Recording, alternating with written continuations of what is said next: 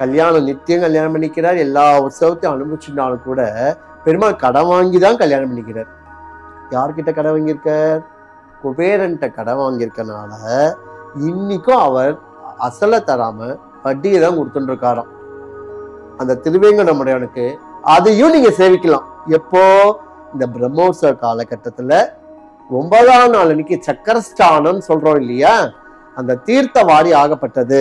சக்கரத்தாழ்வாருக்கு வராக சுவாமி எய்தாப்புல திருமஞ்சனமாயி, மலையப்பனுக்கும் சக்கரத்தாழ்வாருக்கும் திருமஞ்சனமாயி தீர்த்தவாராய் முடிஞ்ச உடனேயே அன்னைக்கு சாயங்காலமே அந்த 10 நாட்கள் காணிக்க, அடியார்களுடைய காணிக்கை எல்லாம் எல்லாரும் சேர்ப்பா இல்லையா, உண்டு இல்ல, அந்த 10 நாள் காணிக்கைய எப்படி திருப்பாவடை உற்சவத்தை ஒரு வெள்ளி பீடத்துல போடுறாலோ அதே மாதிரி ஒரு வெள்ளி பீடத்துல இந்த 10 நாள் காணிக்கை கோபுரமா கொட்டுவா.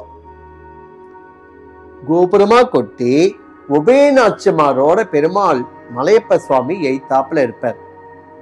அவருக்கு வேதங்கள் சொல்லி ரிக் யஜுர் சாம அதர்வன வேதங்களோட பிரபந்தங்களோட அந்த கோஷியை தொடங்கி பெருமாள் கையில தர்பையை கொடுப்பா. தர்பன்றது கூச்சத்தை கொடுத்து அந்த பெருமாளுடைய கூச்சத்தை எடுத்து அர்ச்சகர் அப்படி தூக்கி அந்த காணிக்கை அந்த பைசாவில அப்படி மேல அப்படி போட்டார்னா அந்த தர்பன் நின்னுறுத்துன்னா பெருமாளுடைய குபேரனுடைய கடனை அடைச்சிட்டார். அந்த தர்பன் நிக்கலன்னா பெருமாள் வட்டி தான் தந்துட்டு இருக்காராம். எப்படிலாம் நம்ம தெரிஞ்சுக்கணும் பாருங்க. இதெல்லாம் நமக்கு தெரியணும். எதுக்காக? அதாவது நம்ம சரீரமாகப்பட்ட பெருமாள் கொடுத்த சரீரமாகப்பட்ட ஒரு விஷயத்துல நம்ம இதெல்லாம் தெரிஞ்சுட்டா நாளைக்கு நம்ம சங்கதிகளுக்கு இதெல்லாம் சொல்லி கொடுத்தா அவ மேலும் நல்லா வளருவா மட்டும் கிடையாது, பெருமாளுடைய அனுக்கிரகத்துக்கு ஆளாகுவா. அந்த தர்பிய கீழே எடுத்தோம்னா இப்பவும் வட்டி தான் கொடுத்துட்டு இருப்பார். ஆனா இன்னைக்கு நீங்க போய் பாருங்க, அந்த தர்பம் நிக்கவே இல்லை. அதனாலதான் பெருமாளுக்கு அது முடிஞ்ச அந்த 9ஆம் நாள் அன்னைக்கு மத்த 8 நாள் பெருமாள் பிராகாரத்துல பிரதட்சணமா போவார். 9ஆம் நாள் அன்னைக்கு சாயங்காலம் அப்பிரதட்சண சேவைன்னு பேரு. அப்பிரதட்சணம்னு கேட்டேன்னா ரிவர்ஸ் சர்க்கிள். அந்த ஒரு நாளைக்கு மட்டும் 4 மாட வீதியில பெருமாள் திரும்புவார் மாதிரி பெருமாள் அப்பிரதட்சணமா வருவாராம். எவ்வளவு அழகா நம்ம தெரிஞ்சுக்கணும் பத்தியில. இந்த உற்சவ காலகட்டத்துல பெருமாள் நித்திய உற்சவம் பண்ணினாலும் கூட இந்த 10 நாள் பிரம்மோற்சவத்துல இதெல்லாம் முக்கியத்துவமா இருக்கு பாருங்க. ஸ்ரீவில்லிபுத்தூர்ல இருந்து வர மாலை, ஆண்டாள் மாலை, அதே போல 5ஆம் நாள் அன்னைக்கு பெருமாள் மூலவர்கிட்ட இருக்க திருவாபரணங்கள், 7ஆம் நாள் அன்னைக்கு தேர்நடை, 9ஆம் நாள் அன்னைக்கு சக்கரஸ்தானம் முடிஞ்சவுடனே பெருமாளுக்கு குபேரனுக்கு வட்டி கொடுக்கறது, இதெல்லாம் இந்த 10 நாளைக்குள்ள நடக்கக்கூடிய சேவைகள். இதெல்லாம் நம்ம அந்த இடத்துல இருந்துட்டு அந்த பெருமாளை அனுபவிக்கணும்.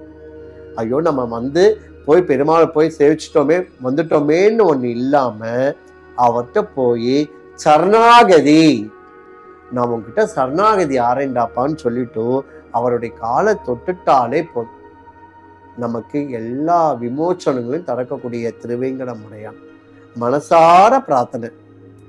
அந்த 10 நாள் பெருமாள் அனுபவிச்சு நடக்கக்கூடிய உற்சவங்களை டெய்லி காத்தாலையும் சாயங்காலமும் அந்த பெருமாளுக்கு எவ்வளோ உற்சவங்கள் இருந்தாலும் கூட அந்த பெருமாள் புறப்பாடு ஆறதுக்கு முன்னாடி நான் சொல்லணும்னு அவசியமே இல்லை.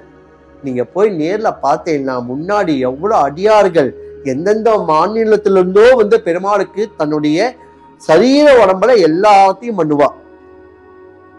கோலாட்டம் ஆடுறது என்ன, ஒயிலாட்டம் ஆடுறது என்ன, பரதநாட்டியம் ஆடுறது என்ன, பெருமாளுடைய வேஷத்தை போட்டு நடக்கிறது என்ன.